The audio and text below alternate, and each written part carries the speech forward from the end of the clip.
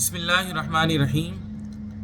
صحیح مسلم کی حدیث ہے، حضرت ابو برزہ رضی اللہ عنہ سے روایت ہے، وہ بیان کرتے ہیں کہ میں نے نبی کریم صلی اللہ علیہ وآلہ وسلم سے عرض کیا، یا رسول اللہ صلی اللہ علیہ وآلہ وسلم، مجھے کوئی ایسی بات سکھا دیں جس سے مجھے فائدہ ہو۔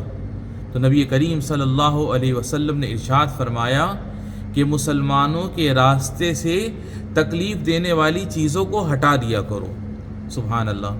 میرے بزرگوں اور دوستوں، میرے بھائیوں اور بہنوں، ہم لوگ راستے میں چلتے ہیں، طرح طرح کی اذیت دینے والی چیزیں نظر آتی ہیں، جیسے کیلے کا چھلکا ہے، جیسے پتھر ہوتے ہیں، جیسے لوہے کے ٹکڑے ہوتے ہیں۔